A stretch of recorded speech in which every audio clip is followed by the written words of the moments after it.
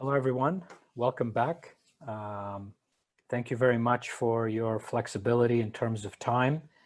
As you know, Kathleen is based in Los Angeles, and she's kind enough to wake up early. I know she does anyway, but has started her morning protocol earlier so that she could be with us and up and running at 7:30 a.m. So thank you, Kathleen, for the honor and privilege of being here today. As you know, Kathleen was with us to discuss relationships and to discuss the 8 human qualities, which is based on a chapter from her book.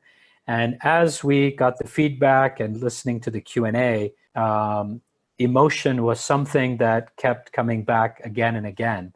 And as we all know, that's something that we all deal with on a day-to-day basis and something that we're all challenged with. And, you know, step 3 in the 4 steps is obviously the ability to be calm and centered. So I leave it to you, Kathleen. Let's take us through the awareness as our mental health expert at Qineticare. It'll be again an honor and privilege to really hear what you have to say in such a short time, because an hour is very short. Because everybody wants to go to sleep, right? Well, hello, everyone, and it is my honor to be with you all today, and I appreciate your staying up late. And today we're going to talk about something very important, which is mastering emotions. And I think particularly during these strange times, it's important that we get a handle on our emotions. And I think mastering them, of course, is a lifelong process. But I want to begin by discussing with you the vertical scale of emotions. And this is going to help you to understand how we're going to master it, okay? So on the vertical scale of human emotions, we have the heavier, at the bottom of the scale, the heavier emotions. And you'll recognize this as we go through them, the ones that make you feel heavier. You're moving more slowly through things. And people will often say, I feel stuck. Okay? And then we go up to the highest top point of the vertical emotions, and we feel lighter, happier. We feel we're in the flow. Okay, so this is the concept, the framework we're going to be working with today.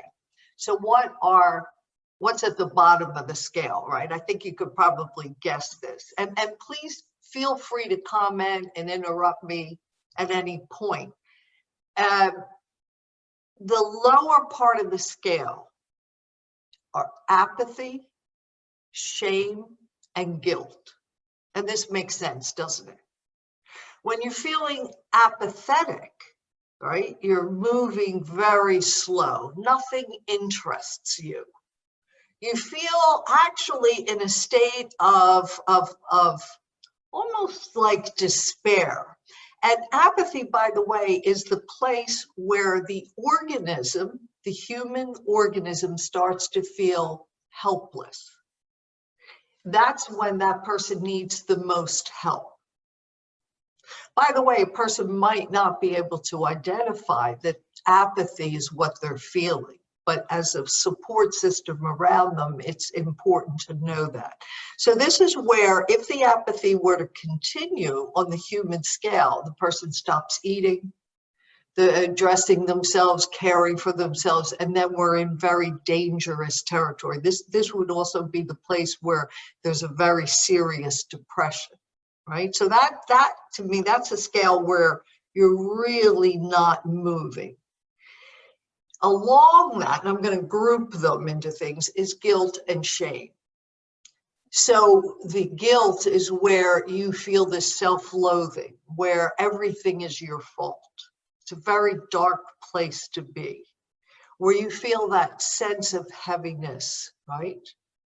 Grief is in there as well, but that's a little higher up. We're talking about the kind of really basic, lowest emotions, the darkest place. So that would be apathy, guilt, and of course, shame. Shame that something is again, your fault. It's a little bit different than guilt. It's actual shame in your person.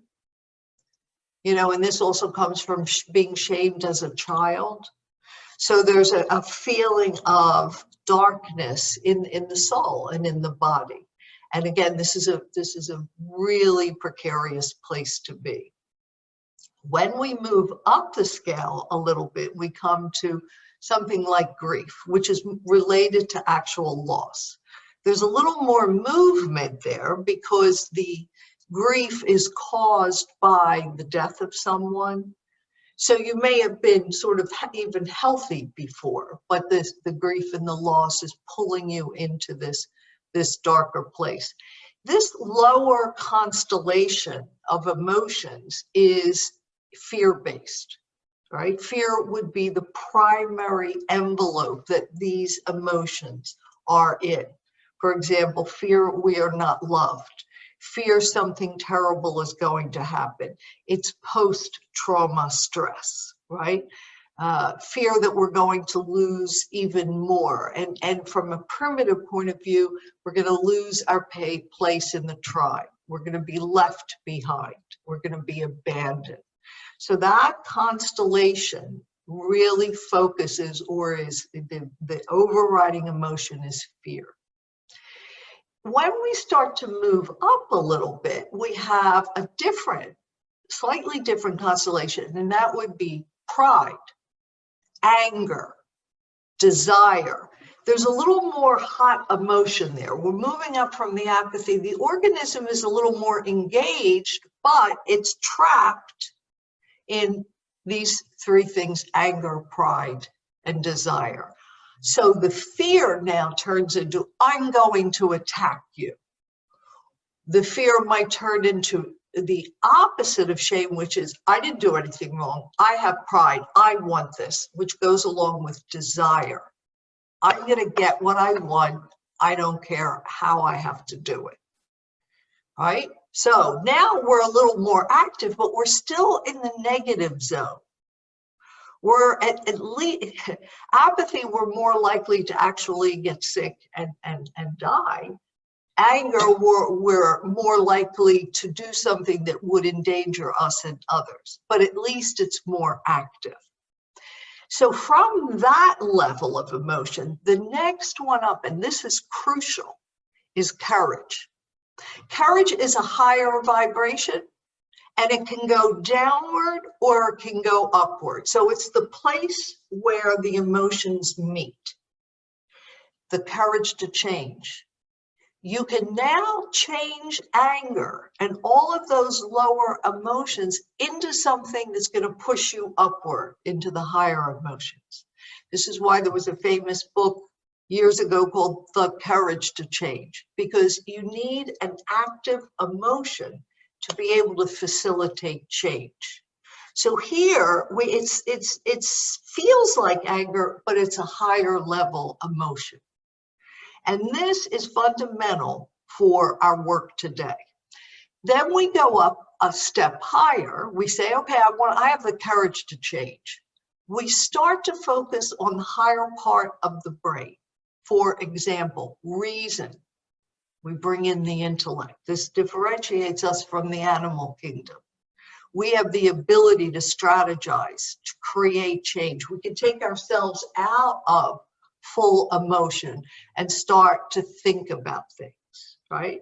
Willingness is one of them. I have the willingness to change. I'm going to try to focus for the good. Acceptance is on that level, right? Acceptance, reason, willingness. I'm going to accept that there's some things I can't change, but there's a lot of things I can, and usually they are within me. I can begin to vibrate on a higher level. I can start looking forward to functioning on a higher level. We need to engage the brain to do that, right? Then, once we've got that, we can actually start moving to the highest emotions, the top three. This vibrates at a very fast level. Things start moving. We're in the flow. we can feel it. What are these three emotions? Love, then joy, then peace. Even the sounds of them call us to move in the flow and be on a higher vibration. Love is seeing the whole, not picking on tiny little things, but seeing the whole. It moves from the heart. It engages the intellect, but it moves from the heart. And it sees a unifying principle in all things. And when you have that place, you can then move to the higher level still, which is joy. And joy is the perfection in nature. When you begin to see the perfection of the Creator, the perfection of our world, you're not focused on everything that's wrong, but you're focused on beauty. You're able to take that beauty in and be joyful. And finally, the last emotion is peace. This vibrates at the highest level. This is similar and part of enlightenment. This, by the way, is a place that human beings do not stay in consistently. That's the goal, and through certain tools you can get there, but it is something we go in and out of because of life. But our ultimate goal is to have peace and to realize the wholeness of creation. Love began to help us to see that. Peace is the acceptance of the world as it is. Being willing to change it, but having the peace and serenity. It's wisdom. It sees the whole picture, right? So that's a very brief outline of all the emotions. And I want to, are there any points about this or any questions? I'm looking at the chat box. So nobody's come in, but maybe Okay. while we wait for anybody to ask, and then we can continue this, I'm sure you've read the book Power versus Force. And in that you have this scale as well. And go ahead. Yeah, this, by the way, is a universal scale. It's widely accepted. And there's a brilliant book called Letting Go by David Hawkins. It's a thick book, but it certainly will walk you through all of this. I read it years ago and I started to apply it in my practice and the principles, and people were able to move through emotional states much more quickly. So it's a very elegant theory to work with, and you'll find it very practical. So let me go on from that. We've got the vertical scale of emotions. Now, remember, things like COVID, things like social unrest are going to exacerbate the lower parts of the emotion, right? We're going to be a little more focused on the lower scale. Why? Because fear is activated. So fear is the thing that pushes us down and keeps us from being in the flow. So the theory behind raising your emotional state of being from the lower to the higher is very simple. How you do this is to identify the feeling and then let it go, right? Okay, simple, but not easy. Here's what I want you to think about.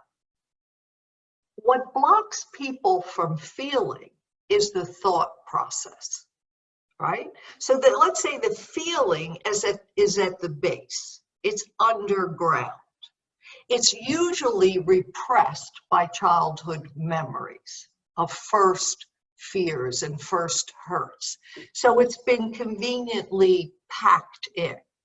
So what happens is, above ground, we have thoughts about the feeling, and the thoughts create the anxiety, and the thoughts can be like 1,000 branches of the same feeling. While we're caught up in the thought, we can't let go. We can't get to the root of the problem. So next time that you feel troubled, I want you to look at the thoughts that you're thinking, and you'll realize there are a variety of fearful thoughts. I'm going to lose. No one likes me. I'm going to make a mistake. This is shameful. I need to hide this. It could be, it's such an array of human thoughts. Recognize the thoughts, stop and take a breath and ask yourself, not why I'm thinking this, but what am I feeling? What's at the root of this? What am I not dealing with? Try not to get caught up in the thoughts, because the thoughts are distractions. They will not solve the problem. Feeling the feeling and identifying it is the way to master emotion, which sounds counterintuitive. Well, if I feel the emotion, it'll run away with me. By the way, that's why we're afraid to feel it, because as children, we learned, stop the feeling, repress the feeling, don't feel that, it's too scary, I can't handle it. So we push it down underground in the unconscious mind. So now we have to go back and delve into the unconscious mind and allow the feeling to come up and be able to sit with a feeling and process it. So you ask yourself the question, not why am I thinking or what am I thinking, but what am I feeling? Why does this bother me? Try to go deeper. Don't think about, well, it bothers me because I might lose my business or my spouse or my child. Go deeper. What is the feeling? And you will find the feeling is primarily fear. Fear of not getting something you want, fear of having something taken away that you already have, or something going terribly wrong. The feeling is abandonment, shame, apathy, all of those lower based feelings, guilt. When you allow yourself to feel it, you will feel these emotions. You will take the breath and you will say, yes, I feel guilty. I'm afraid. I feel shameful. I feel I'm not good enough. Once you can sit with the feeling, you can take the breath, allow the feeling to process, and then ask yourself, start to move into courage. How can I change this? What can I do to move myself forward? Sometimes this is why when you connect with a feeling and you have a good cry, you feel better. You feel more activated, as if you can move on. You might even feel angry at someone or something that happened a long time ago that put you in that state. You can feel that anger, and then you can ask yourself, what can I do to move on? These feelings are old feelings, but they don't have to control me. I can let go. The moment you begin to let go from a very strong emotion, you will find the emotion will not kill you. It will actually not harm you. It is usually a deep, heartfelt feeling of grief and loss. But once you can breathe through that and feel it, you can move to the higher levels of emotion.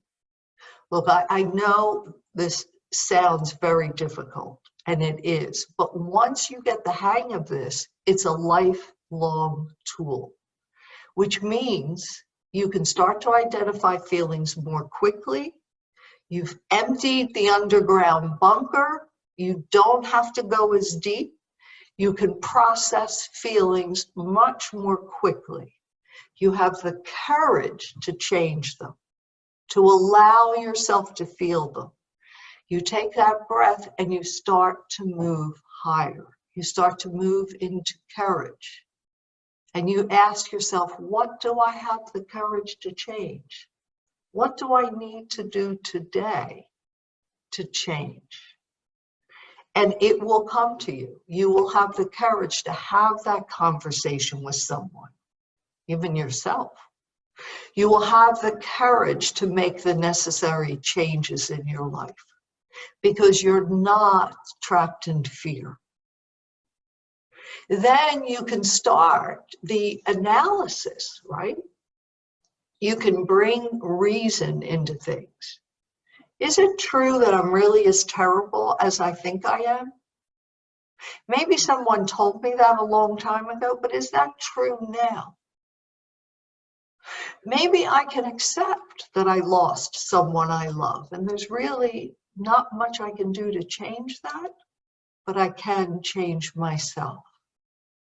Maybe I have the willingness to live again and create a new life. So it's that constellation above courage, remember? Acceptance, reason, willingness that start to really move us forward. We start to get creative and think about the things we can do in our lives, which now means we've moved out of the lower spectrum and we're actually activated to do good for ourselves and others. We have allowed the tears and they've actually cleansed us from those old, terrible feelings. We're now willing to go forward. You know, it's like literature and music is full of these things because it's such a quintessential human experience. You know, that way, that old song, I can see clearly now. The day has come, the rain has come.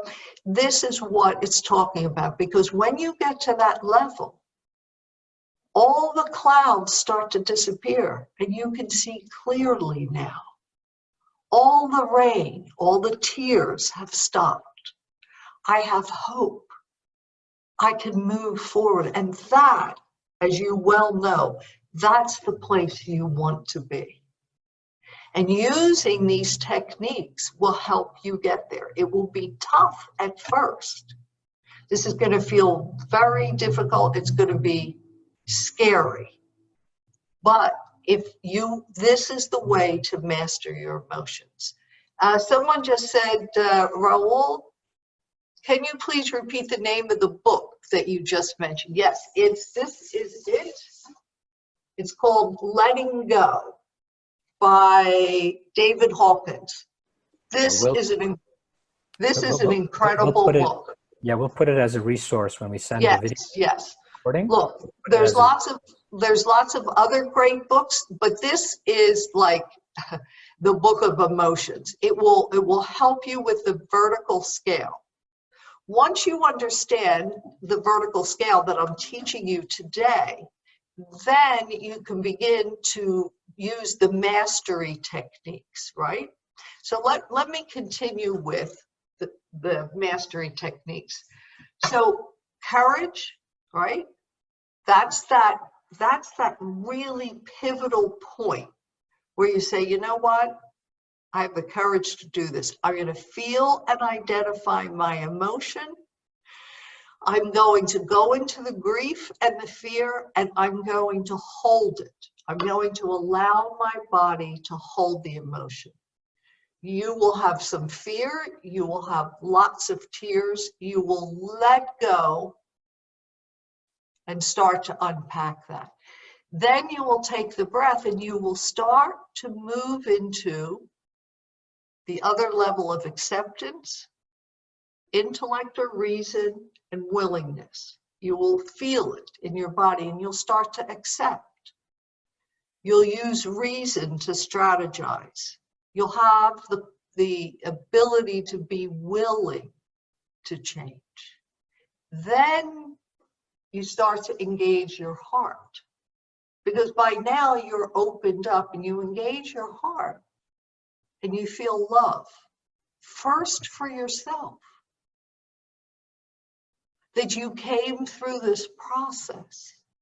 You've allowed yourself to feel an old feeling that you buried. You've unpacked it. You've let yourself feel it, and now you're connected to your heart. So now the head from reason, the heart is connected, and you feel love. Love for yourself and that small child you were when these things happened. When the first hurts happened.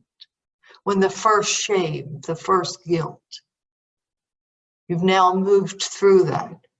Your heart is open, you begin to see the whole, not just the particulars, not stuck in that time you felt guilty or shame or whatever it was, right? Where you just couldn't go on.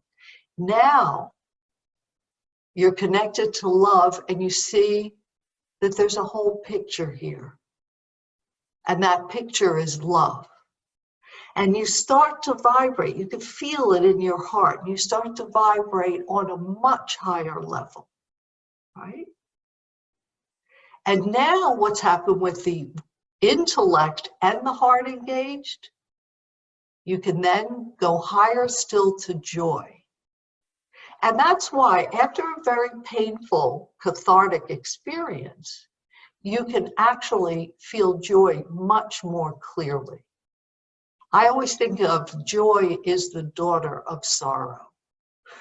You can feel real, true joy if you've lost something. If you've been down in the trenches, you know what beauty is. And joy can be as simple as seeing a sunset, a flower, the perfection of creation. And when you focus on that, now you're really vibrating. Now you're open. Now you're pulling in positive vibrations and you're exuding them as well. People want to be around you because there's a quality of joy, a little bit of happiness, a sparkle, something that people are attracted to. The next stage to that is all of those feeling states can result in the ultimate, which is peace. And peace, ironically, is the opposite of apathy, the lowest emotion. In apathy, that is often before the death of the organism. The highest level of the vertical is peace, where you're vibrating so quickly you have non-attachment. You're actually prepared. Death doesn't worry you. You're much lighter. It's whatever happens is going to happen. There's a divine plan and you're part of it. You see things far more objectively. There's a neutrality in a way there. That whatever happens is going to happen, you know you will be able to deal with it. You know that whatever state you're in, you can raise that state up to the state of peace. By the way, this is why I said earlier, it's such a difficult state to maintain.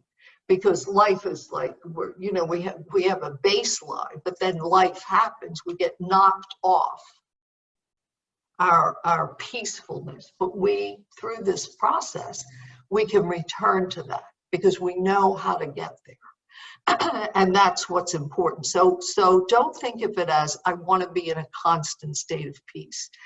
That's probably not going to happen.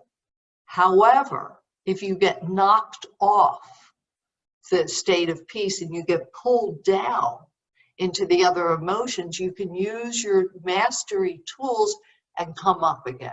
So what starts to happen is crises in life are passed through much more quickly. You can visit those lower realms, but you don't get stuck in them. And if you do get stuck in them, you have the tools to raise yourself up. And this is the importance of practicing these tools so that whatever happens in life, you could move through the vertical scale. Again, this is not, it's a very simple process, but it's a very difficult one. It's not easy to do. But if you train yourself to do that, you will be absolutely amazed at how this works. And I've taken clients through it over the years, and I know this works. It's one of the most effective tools. And what is that tool?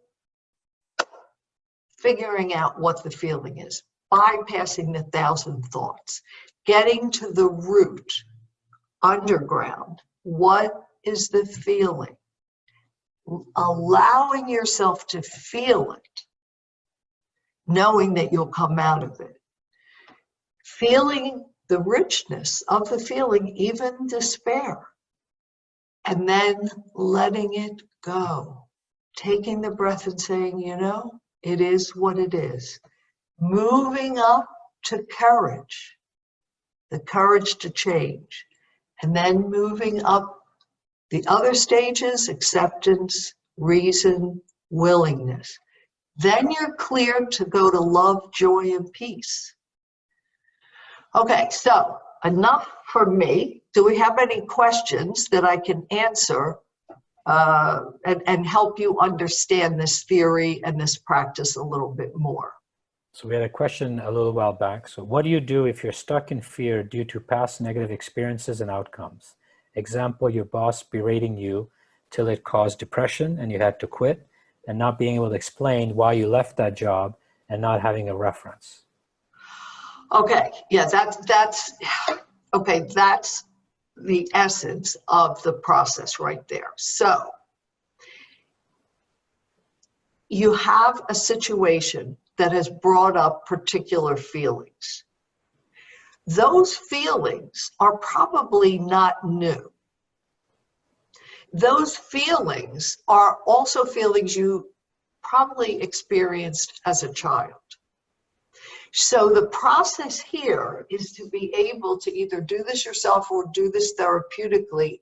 Identify the feeling. Stop thinking about it and all the different things about this, that, 1,000 thoughts. Get to the feeling. Identify it. What is the feeling below everything? Is it despair? Is it guilt? Were you shamed? Is it self-hatred? Taking that breath, allow yourself to feel it. Allow those original feelings to come up and understand them and feel them. And then let them go. This is a new day. You can change those feelings. It's not going to change the situation you experienced, but it will give you the strategic tools you will need to create a new and better experience. Because as long as you're in that constellation of lower feelings, that fear-based constellation, you're not going to be able to create a new reality for yourself. So the key, feel the fear. Track it to what it's really about, what you're afraid of losing. Take that breath and face it. And then let it go. And even the action of saying, okay, I'm going to let it go. But you have to feel it first. You have to really sit with this. Then you take that breath and you let it go. Then you come up to courage. What can I do to change this? Can't change what already happened. Right? The Serenity Prayer. God, grant me the serenity to accept the things I cannot change. Give me the courage to change the things I can. So what do you want to create now in your life? What kind of a new job do you want, reference or not? Don't let fear hold you back. Begin to think creatively, right? Okay. Did that answer the question? Yes, it did.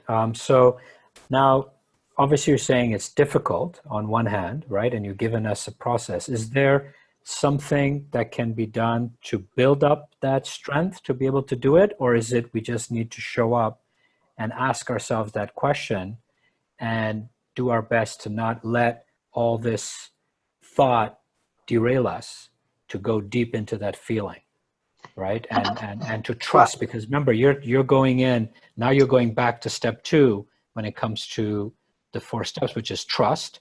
You're asking to trust, you're asking to remain calm, you're asking to embrace, right? So it's all 3, but it's obviously mastery of emotion. So is there some other tools or some other ways that you can slowly build up to being able to do this, what you just shared?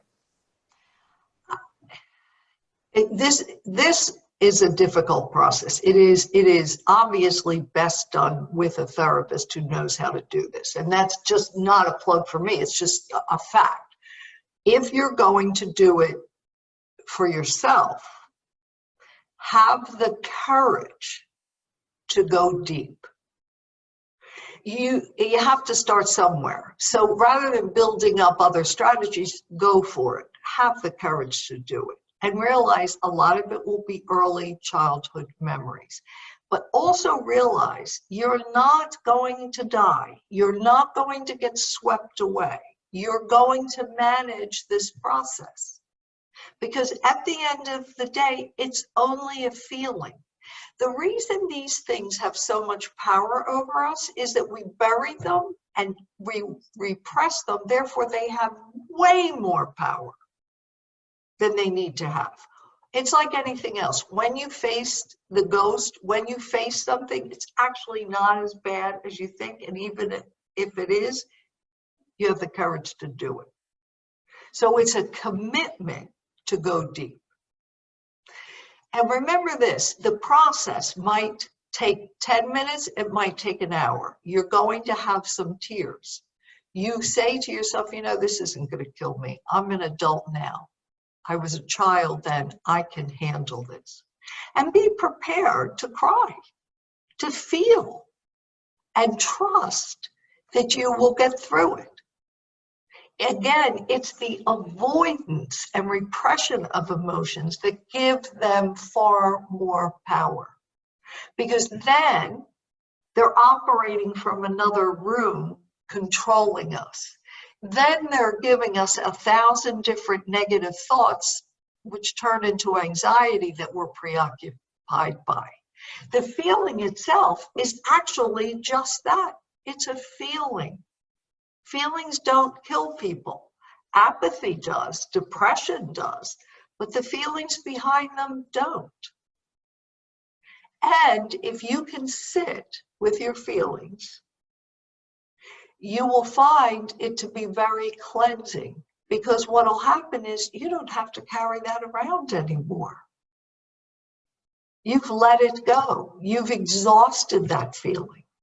You now can move into the higher elements of emotion, which is going to give you so much more freedom. So I think the takeaway here is the courage to change is fundamental here. The process is the process, but you have to start with courage. And once you realize that, you know what, I'm tired of feeling this way, I'm going to do anything I can to get out of it. Excuse me. I have the courage to change. You will be much better off, because the promises and the evolution you will attain from this is so worth it. Right. Okay. So the Japanese ask why 5 times. So is it that we ask the same question again and again to go deeper and deeper and deeper? Is Yes. that the same process and we just keep going? See, yeah, in the beginning of this process, when you're beginning to do this, it's going to be confusing because you're disconnected from your feelings. So you're going to have to ask the question again and again until you feel you've gotten there. So in other words, you might say, oh, why do I feel like this? You might get to the first level. Oh, because so-and-so did this. Okay, well, all right, let's go deeper. Well, because, I'm going to lose. Okay, now we're getting into fear. What are you afraid of? Why is this bothering you? And then you get to it and really, usually what the answer is, I'm afraid that something is so dangerous to me, I'm not going to survive. I'm afraid I'm going to lose everything. I'm afraid I'm not good enough. I'm afraid that people hate me. I'm shameful. There's something fundamentally wrong with me. Honestly, that's at the core of all the negative emotions. Self-loathing, distrust, shame, the really that you're just not good enough, and the tribe is going to leave you behind and you're going to die. Those are the fundamental things. If you process really deep, 9 times out of 10, that will be the answer. And once you learn how to do this, you'll be able to cut through the questions and know what it is, because you're connected now to your emotions. You know what's in there. You know what the bottom line is. So you can get to it quicker. You can feel your feelings, identify them, have that process, let it go, and move up the scale. If you practice this, I'm not saying it's going to be easy, but it will work. You will be able to do this more efficiently and more quickly. Trust me, over time, this will work. And wouldn't it be great to have a process that you're so familiar with? You can do it and you go, oh, right, it's that feeling. It's me not loving myself again. For whatever happened on the external, I'm afraid that things just are going to continue to get bad. No one cares about me. You get to that. And now you can then start to have the courage to change, bring in reason. Is that really true? Does everybody hate me? Is the tribe going to leave me behind? I don't think so. And even if they did, I think I'll be okay. You see that? So you're able to move up and down the scale much more efficiently. And then you start to gain mastery, right? So mastery is paradoxically letting go. Then you can begin to master, right? Did that answer that question? Yes, beautiful. So basically it's the art of being able to cut to the chase, quote unquote, on the feeling side, bounce back, recognize the patterns within, right? Because obviously there are patterns that we've created through the neurowiring, I assume, on the feeling side. And as a result, now we're able to recognize and move back, pop back up, like you say, right? Move back up. But so this is, we have feelings throughout the day. So we're going to spend a lot of time doing this, right? Or is this something you do? No, that's a great observation, because it sounds like, gosh, I'm going to be spending, so much time in the underground, in the basement. At first, until you easily identify things, yes, it is. It's a somewhat more laborious process, because if you've hidden your deep feelings for years, it's going to take a little bit of time. But what'll happen is, once you've cleared the underground of old shameful feelings, of old guilt, of self-loathing, there's less of it during the day. You're staying in the higher states. So yeah, You could get pulled down, but you come up quickly. So for example, I might have something that happens in the day that will temporarily knock me over, but I get back on the horse pretty quickly because I recognize, oh, yeah, I find that unpleasant, or that's connected to me not feeling good about myself. I go into reason, I get out of the fear, and I say, there's nothing to be afraid of right now. It's going to be what it's going to be. And then I'm out of that. In the beginning, when people use these tools, there's generally a lot more negative feeling states going on because you're disconnected from these repressed feelings. Once you start emptying that, the joy is that you've emptied it. So any current feelings are easier to discharge, right? Does that make sense?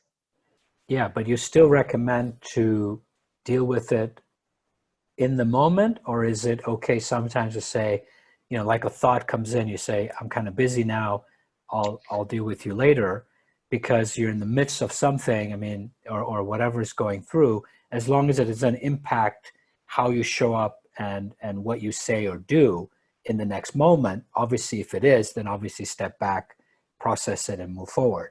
But if it isn't, what if, some of us journal every day? What if you made that into part of the process of, at the end of the day or the beginning of the day, of what showed up during the day, if that becomes a process, rather than, yes, if you can pop in and out, like you said, great. But if you're not able to and you get kind of stuck and it kind of stays there, would journaling and asking that question again and again help? Right, I get it. Yeah, I think that's a really good point because those are the supporting tools, aren't they? So for example, the concept of mastery, it means that if you're in a meeting or if you're in a situation and there's something that really bothers you, those emotions don't have to spill over. You can master that until you get to a place where you can do the deeper work. And that's why it's a great point that you brought up, because mastery means I can hold this. I don't have to go into this right at this moment. I've got things I need to attend to. But at the end of the day, I'm going to take a review of this. I'm going to think more deeply about it. I might journal. For me, it's meditation. I meditate every morning on the day ahead. I try to get my mind, my intellect connected to emotions. The median is the heart, right? So then we have the intellect, we have the emotions connected by the heart, so that whatever is left over, I can deal with. And whatever happens during the day, I can respond to it or choose to do it later. Because one of the problems we have today, and we really see this in the world, is that people stay in their emotions and they act out of their negative emotions. And this is why we are seeing so many problems. No one's mastering their emotions. They're just spilling them everywhere. And this is not good for the individual, for the family, or for society. So this tool of mastery means that you have enough control over your emotions to think through it before you act. So this tool we're talking about today, this strategy, has so many benefits. And that as a society, we could really use it. But yes, certainly what you said, journaling is a key tool, because sometimes it's easier to write about something, but that does not take the place of sitting with the feeling. Because don't forget, writing is an intellectual exercise. So you might want to write it to sort of loosen the soil, but then sitting with the actual raw feeling is most fundamental, because if you don't do that, you're still repressing the feeling. So it still has control. When you fully allow yourself to emote, to feel that feeling, to cry, to sob, to feel that, then you can take the breath and have the courage to change it. Engage the intellect now.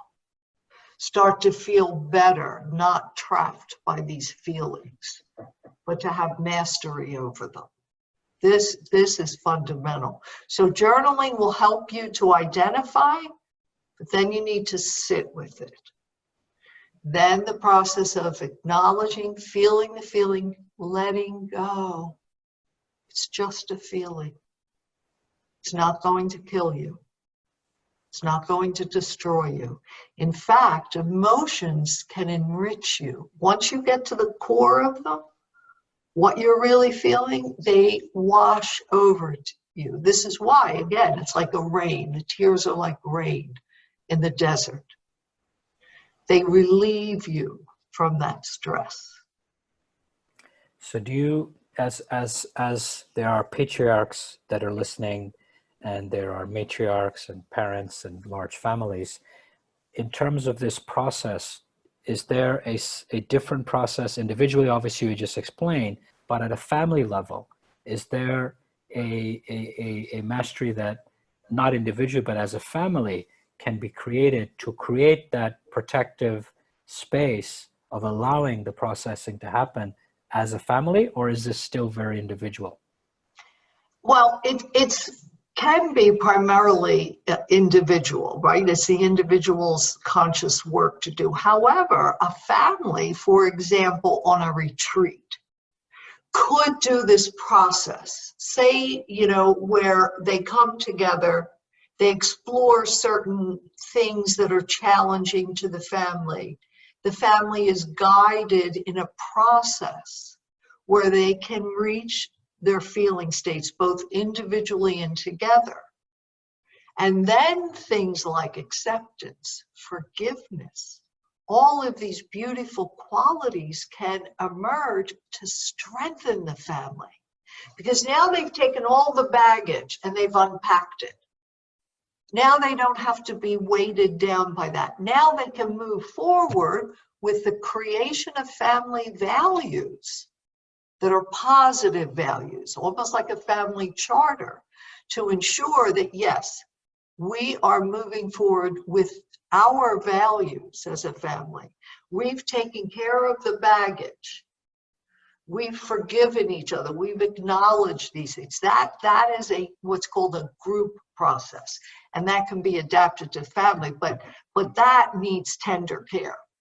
This is not something that you wander into as a family, because it can, it's pretty powerful, but it needs to be structured properly. So each individual would do their own work first and then show up as a collective. Is that what you? Well, yeah, let's say, the family has particular issues, could be grief, could be certain traumas that happen, could be disappointment, whatever has happened. So in that sense, where you're going to gather as a family, there could be questions addressed to the individual from the person who's moderating and mediating this. And then that person does that individual work based on certain structures, and then comes to the retreat or is in the retreat already, primed and ready to go. So the process can continue from there. So last week did a dialogue with Philip Markovici on state of being, right? The elements of judgment, imposition, and expectation.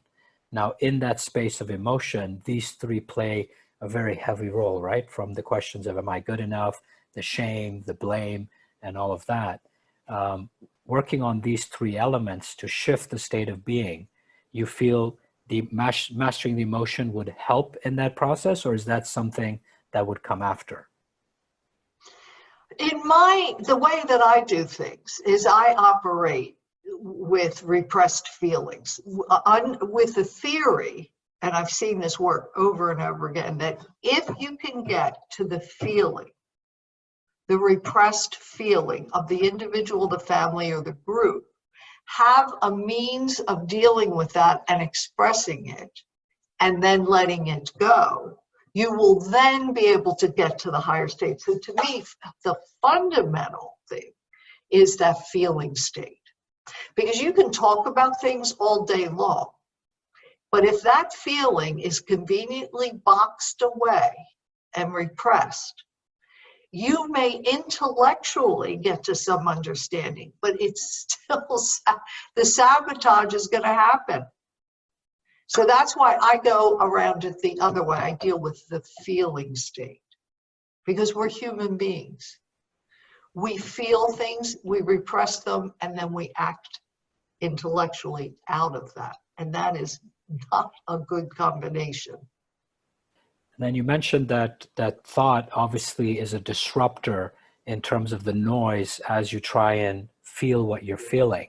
So do you feel that the ability to be present and engaged through meditation as you practice is something that's very vital to be able to move into self and feel what you're feeling and not be distracted by the noise of the thought and the intellect that keeps bombarding at you to grab your attention?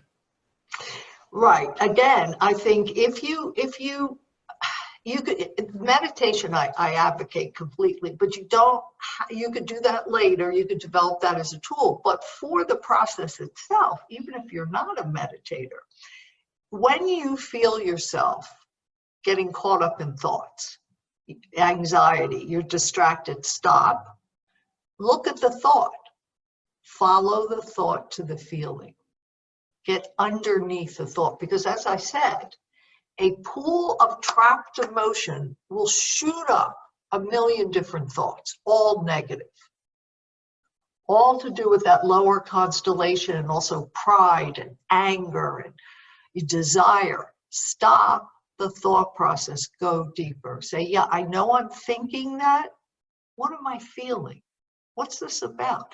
Then your mind is going to want to throw up some more thoughts. Stop, go underneath. Say, yeah, I know that's what I'm thinking. What am I feeling? What's at the bottom of this? And you will find 9 times out of 10, it's fear. Once you identify the fear and the feeling associated with it, you can then move out of it. But if you stay on the thought level, you're lost.